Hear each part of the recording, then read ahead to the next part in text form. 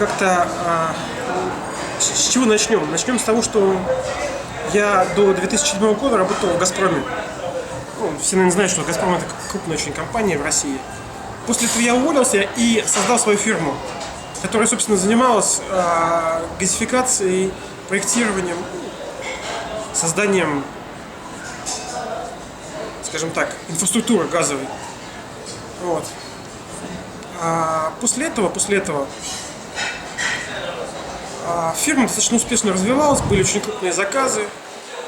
И однажды к нам пришли, ну, точнее, даже не к нам пришли, меня вызвали два высокопоставленных сотрудника ФСБ себе в кабинет на беседу.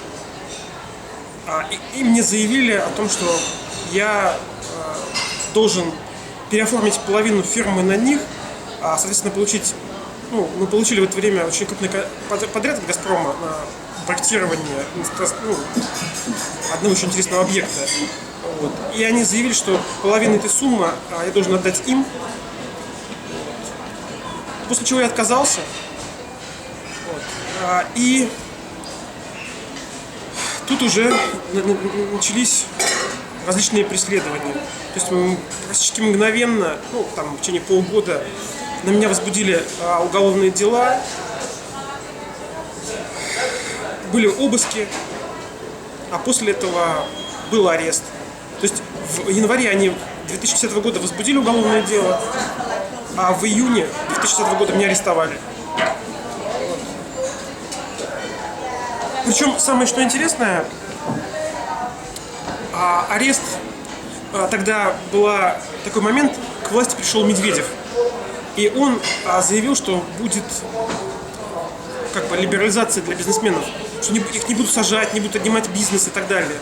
Они даже ввели в уголовный УПК, Уголовно-процессуальный кодекс, ввели поправку в статью 108 об аресте, то есть где они запретили арестовывать бизнесменов. То есть по статьям, связанных с бизнесом, до суда нельзя было арестовывать. Вот. Меня арестовали в нарушении этого требования, статьи 108 УПК.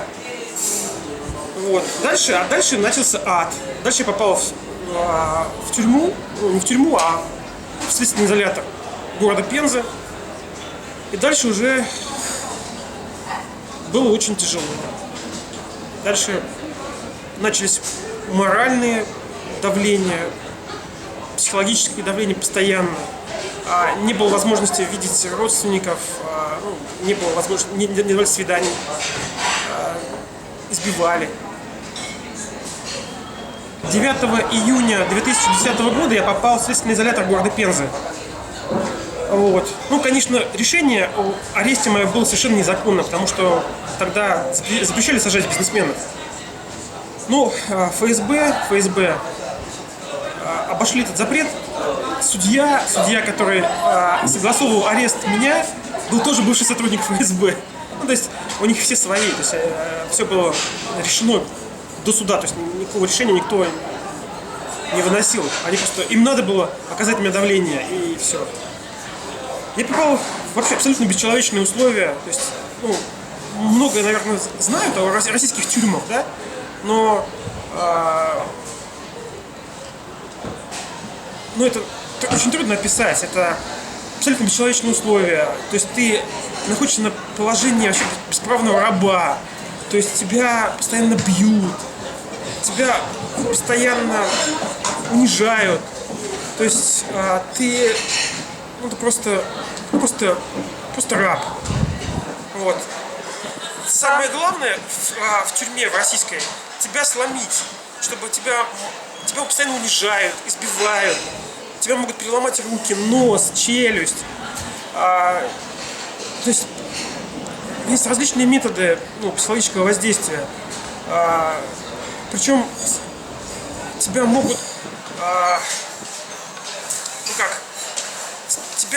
если ты, например, если ты психологически не ломаешься, то есть многие просто ломаются от психологического давления, из-за того, что ты находишься в одиночной камере, да, или тебя сажают, наоборот, в камеру к уголовникам, да, вот. Если ты не ломаешься, тебя начинают уже избивать, тебя начинают постоянно прессовать, Кто избивает? Это сотрудники или другие? Сотрудники, избивают только сотрудники. Сотрудники ФСБ, сотрудники Следственного комитета. Не Следственного комитета, а Следственного изолятора. Вот.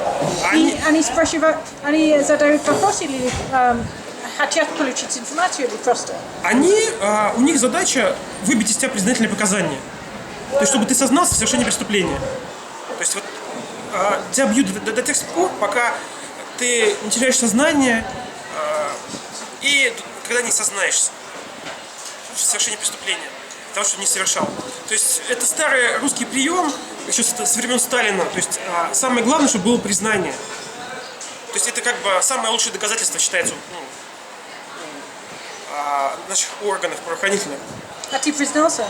Да, я в итоге признался. Но признался не потому, что меня избивали, а признался, потому что они обещали убить мою жену и ребенка. Вот, они бы убили, я знаю. Я признался, что вот я эти деньги украл из бюджета. Хотя, ну, как это объяснить? Самого факта преступления не было. То есть, фирма, которая украла деньги, да, я в ней не работал, я не был ее сотрудником, я не был ее хозяином, я вообще не имел никакого к ней отношения. Вот. ФСБ просто взяла человека, кто украл деньги, и приказала ему оговорить меня и сказать, что приказал украсть их я. Все. То есть, а дальше у них было дело техники. Они просто меня пытали, чтобы я сознался. Ну, то есть, я не сознавался достаточно долго, 2 месяца не сознавался. Но я только признался из-за того, что они начали угрожать моей семье, моей жене и моему ребенку. То есть, они обещали, что моя дочь пропадет, моя жена пропадет, и что их не найдут. Это такое возможно, да, было. Я знал много фактов, когда люди просто пропадали, их убивали, потом просто не находили даже тела. Тогда почему есть там в России сейчас законопроект, который разрешает сотрудников бить заключенных, если это уже происходит? Это на самом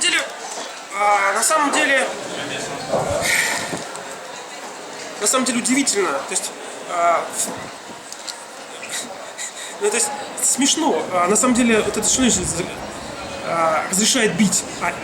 Никто никогда не прекращал бить. Они просто это легализовали, чтобы как-то, ну как сказать, ну скажем так, путинские подручные, они не боялись никакой ответственности за то, что теперь они знают, что они могут на законных основаниях избивать людей. То есть они могут их пытать.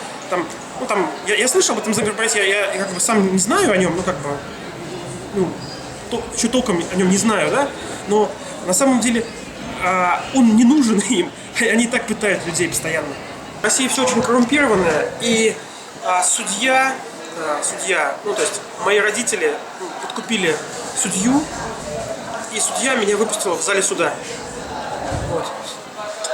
С одной стороны, как бы, когда говорят, что коррупция это плохо, это факт, но с другой стороны, вот мне коррупция в России помогла, потому что судья взял взятку и меня отпустили. Сколько это было? Ой, я, честно говоря, я находился в тюрьме, я даже не знаю, сколько это было, да?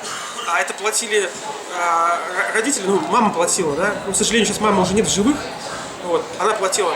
Я точную сумму не могу сказать, но, наверное, где-то порядка 30 тысяч долларов, примерно так. Я думаю, в этом районе. Вот. Понятно, что я вышел с радостью, и практически сразу же собрался. Я понял, что дальше в России жить невозможно. Я понял, что ФСБ будет также дальше меня преследовать. Я решил уехать из России. Улетел на Кипр. Я видел фильм «Левиафан». Как раз я видел его в январе этого года, когда он вышел. Я как раз был в Лондоне. Вот. Что могу сказать? Потрясающий фильм. Когда говорят, что он клевещет на Россию, я могу сказать, что он не клевещет на Россию, он говорит абсолютную правду и, скажем так, он даже приукрашает действительность российскую. Потому что на самом деле в России еще хуже. То есть как бы есть реальные регионы, которые ну, просто выглядят вот как там. Там полная разруха, да? Причем это есть не только на севере, есть в Пензенской области, есть такие деревня, где у людей из мебели только одна печка. Ну, то есть нищета, то есть нет дорог, грязь. Это действительность. Потому что Путин вместо того, чтобы строить дороги, да, строить отличные дома, ремонтировать старые дома, ремонтировать ЖКХ, реформировать ЖКХ, деньги все украдены. То есть они украдены и находятся в Швейцарии, в Англии, в США. Я на Кипре прожил 3 года. А что делать? Да ничего, отдыхал. У меня был такой большой отпуск. Кипр такой... Ну вообще на Кипр, как сказать, киприоты вообще не работают. То есть местные жители там... То есть занятие киприотов пойти покупаться, выпить кофе. То есть отдыхал, больше отдыхал. Потом что произошло? После меня объявили, после того, как я улетел из России и прожил там уже где-то полгода, меня объявили в международный розыск. Я понял, что, конечно, рано или поздно на Кипре уже будет небезопасно. Потому что на Кипре очень много было фактов, когда ФСБ просто крали людей с Кипра, убивали на Кипре людей, русские спецслужбы. Я понял, что надо, конечно, уезжать. Собрался и уехал. Так получилось, что попал в Англию. Ты хочешь рассказывать о паспорте? Я улетал очень, как это называется, видели фильмы про Джеймса Бонда, да? Вот все было так же, да? Когда я тайными тропами с поддельным паспортом через несколько границ. Сейчас вспоминаешь, конечно, я не верю, что это все было со мной. То есть, когда я приехал, попросил убежище прямо в аэропорту. Купить поддельный паспорт не проблема, да? То есть, если есть желание, можно купить, пожалуйста. То есть, есть всегда черный рынок, да, есть специалисты, которые это делают. Потом ты просил убежище в аэропорту, да? Да, я в Хитроу просил убежище. Мне там такая процедура, мне провели скрининг-интервью, взяли отпечатки пальцев, сделали опрос мой, и отправили в детеншн-центр. С 13 декабря по 8 января я был в детеншн-центре, он называется Колнбрук IRC. Вот после этого меня отпустили. Какие условия были? Условия, если... Знаете, это как сравнивать, если сравнивать, скажем, с жизнью на свободе в Англии, да, и жизнью в Колнбрук IRC, это, конечно, там плохо. А если сравнивать с тюрьмой в России и тюрьмой в Англии, да, то там просто пионерлагерь и курорт. Там отличная еда, там есть компьютеры, там есть даже PlayStation. Кто-нибудь там тебя бил? Нет, что вы, там очень... Там потрясающе, там очень много разных людей. Я жил сначала в комнате с парнем из Нигерии, который бежал от Боко Харам. Потом я жил с парнем из Гамбии. Вот. Там были парни из Африки, из Сирии, из Латвии, из Украины был один парень. Вот. Там замечательные условия, там есть как всех какие есть, там есть мечеть, там есть церковь, там приходили священники разные, там была библиотека, был интернет бесплатный, там была отличная еда, фрукты. Самое поразительное, я как раз был там на Рождество, я был с 13 декабря по 8 января, как раз попал в Рождество. И в Рождество всем дали подарки. То есть мне реально хотелось плакать просто от счастья, когда мне в Рождество дали подарки. То есть это было действительно удивительно. То есть такого отношения хорошего я был в шоке. То есть это было действительно трогательно, когда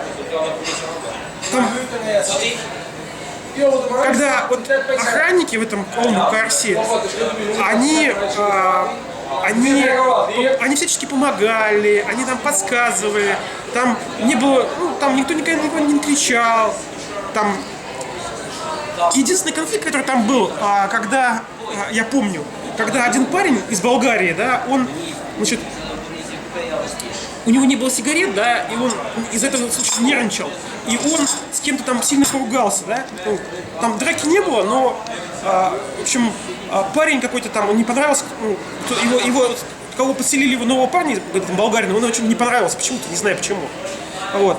И когда охранники, ну, вот, кто там, они позвали меня, так как он болгарин и не знает английского.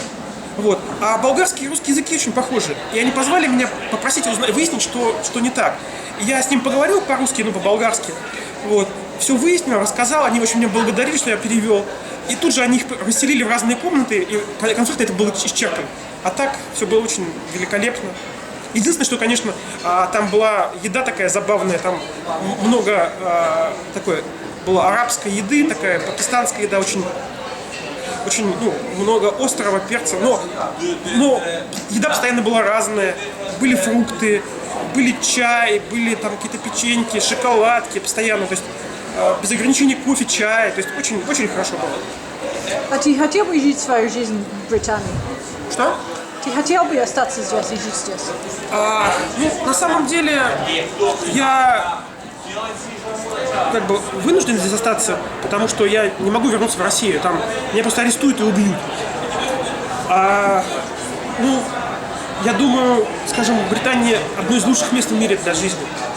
То есть это действительно мое представление о Британии вообще просто перевернулось с ног на голову. Я не думал, что здесь так хорошо. Я не думал, что такой доброжелательный народ. Я не думал, что все вот именно вот так. Я понимал, что здесь высокий уровень жизни. Я понимал, что здесь как бы цивилизованное общество, но что все вот именно так я не представлял. Что все оказалось лучше, чем я думал. Донбасс нужен Путину показать, какой он сильный. А навести порядок, я скажу больше, я не понимаю, почему, для чего Россия, например, Крым, для чего Россия Донбасс захватывает, да? Когда в России есть только площади свободные, на которые разруха. То есть, ну возьмите, наведите порядок хотя бы у себя, там в Поволжье, в Архангельске. У нас вот в Пензенской области, где я родился, есть много полей, то есть большинство полей просто не обрабатывается. То есть там разруха и бардак, там нищета, там беспризорные дети, там наркомания. И никто не помогает. Вместо этого они говорят, типа, что нам нужен Крым. Для чего? Я не понимаю. А что Запад может делать? Запад? Это очень сложный вопрос. Запад, с одной стороны,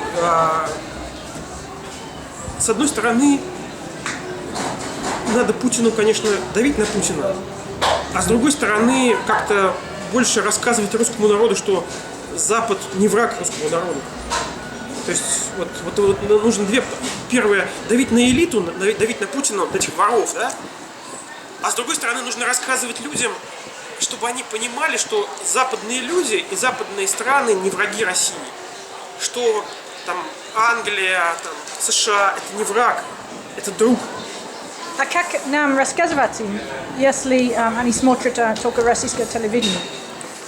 Ну, слава богу, сейчас очень много средств. Есть интернет, есть, ну скажем так, общение личное. Ну, то есть, на самом деле, я думаю, что в конечном итоге люди рано или поздно поймут, что Путин врет, пропаганда врет. Я думаю, что рано или поздно это случится. Но хотелось бы раньше, нежели позже. Вот. Вообще, вот эта вот ложь, которая в России процветает, она очень имеет давние корни. То есть вообще 100 лет, почти 100 лет большевики рассказывали русскому народу, что на Западе все плохо, что там кризис, там и так далее, и так далее. Вообще в России живет в странном мире. Для России все белое – это черное, а черное – это белое. То есть вот это вот удивительная вещь. Надо разрушать вот эти стереотипы. На самом деле я был в шоке, действительно в шоке, когда посмотрел, насколько правительство Британии заботится о мне. Хотя я для Британии никто, да? То есть я не гражданин, там, абсолютно никто, пустое место для правительства Британии. Вот. То есть я понял, что обо мне никогда так не заботились, да? То есть правительство России никогда в жизни там не проявило десятой там, доли там, этой заботы, которую англичане проявили обо мне. То есть там, мне выделили там, дом, мне выделили там, небольшое, но пособие, да? То есть сейчас рассматривается мое дело, да? О политическом убежище. Ну, там, соответственно, я когда получу статус, будут там уже другие вещи, там, я, конечно, смогу себя реализовать, я не глупый парень. Вот. Но когда самое ценное в заботе, когда она нужна вот именно в нужный момент. Не когда тебе хорошо, когда тебе плохо. Когда ты бежал, когда тебя после того, как тебя преследовали, когда тебя били, когда тебя заключали в тюрьму, когда тебя незаконно обвинили, да? Вот очень приятно, вот когда вот именно в самый такой плохой момент тебя помогают, да?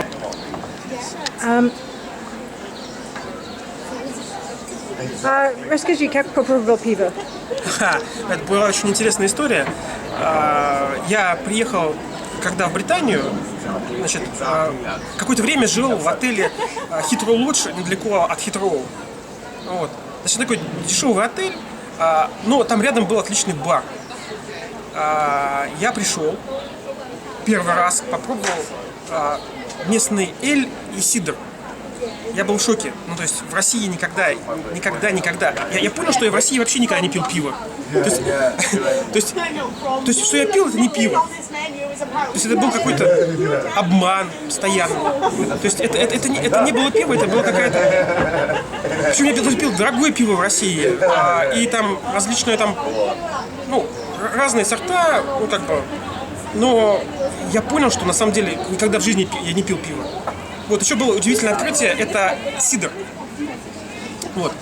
Я слышал, что раньше от папы, от своего, например, да, то, что раньше в России выпускали сидр. Но в последнее время его не было. То есть все разрушено, там совхозы, колхозы, которые были, яблоки были разрушены, и его не было. Вот. И, честно говоря, я очень удивился, когда попробовал этот яблочный напиток. Очень вкусный, потрясающий. Ну, честно сказать, я не знал о Уэльсе вообще ничего. Вот. И когда мне сказали, что меня отправят в Кардифф, то есть я сначала начал в интернете искать, что такое Кардифф, да? И сначала, ну, по большому счету, для любого иностранца, наверное, для русского, в Англии есть только Лондон, да, и как бы Лондон, и вот Англия. Вот. Кардифф. Сначала я, честно говоря, очень расстроился, что меня отправили в Кардифф. Вот. Потому что как-то казалось, что там какая-то деревня, там и что-то такое неинтересное. Когда я приехал, мне очень понравилось. То есть здесь, во-первых, здесь есть море, достаточно очень много интересной, ну, как бы интересная природа, много музеев. Оказалось, что Кардифф и Уэльс, да, это самое такое, как бы, историческое место в Британии, где больше всего замков. Вот. Очень доброжелательные люди, потрясающие люди. Просто вообще о доброте и как бы насколько англичане, уэльсцы, там, британцы добрые, я никогда не думал. Ну, всегда накачивали нас, нам говорили, что, скажем, иностранцы там за границей никогда, например, если они улыбаются тебе, это не искренне, да, то есть, что это просто так, чтобы вот, ну, ты, ну, как сказать, это такой обман.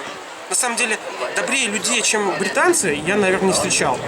То есть, реально очень добрые люди, отзывчивые, всегда тебе помогут, всегда подскажут, то есть, всегда улыбаются, всегда какой-то, ну, положительный позитив. Удивительно. Что они говорят, когда ты говоришь, что специал из России? Ты говоришь это или что? Да, я говорю, у меня был один случай, я встретился с одним дедушкой в парке в Кардиффе, и мы с ним разговорились. Я сказал, что я из России, он он так обрадовался, он был так рад, он сказал, говорит, ой, так хорошо, молодец. И все почему-то очень мне сочувствуют.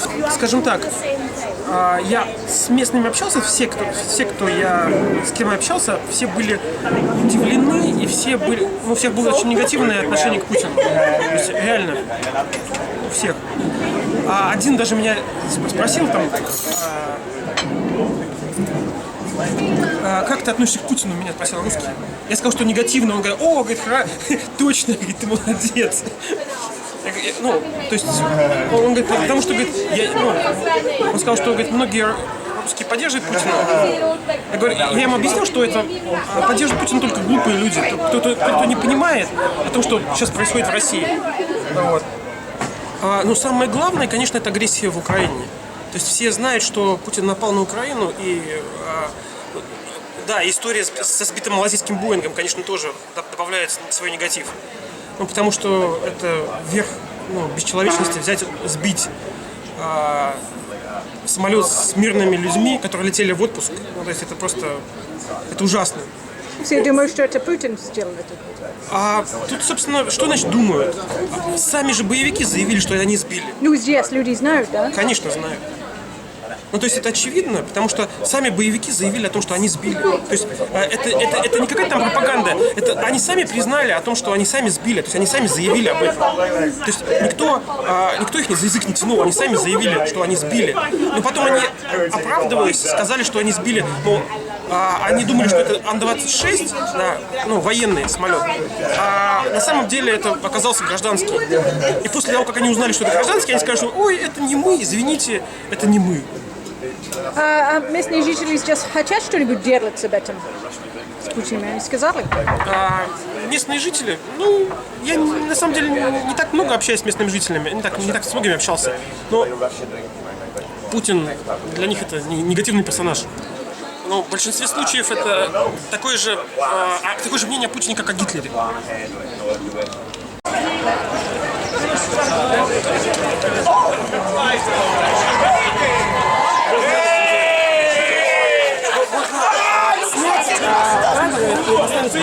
У российской пропаганды совмещаются несовместимые вещи. То есть одновременно совмещаются геи, что жидобандеровцы, да, там, то есть абсолютно несовместимые вещи. Что одновременно это евреи, и одновременно они же фашисты. Одновременно это геи, которых Гитлер сжигал в печах, и фашисты. То есть это поразительная вещь. Как любой здравый человек это не поймет. То есть абсолютно несовместимые вещи. Вот пример пропаганды, да? Одновременно Псаки дура, да? Спикер Госдепа, и одновременно Госдеп контролирует всю Россию и весь мир. Как так? То есть либо там все в Госдепе дураки, либо в Госдепе все такие умные, что они контролируют весь мир.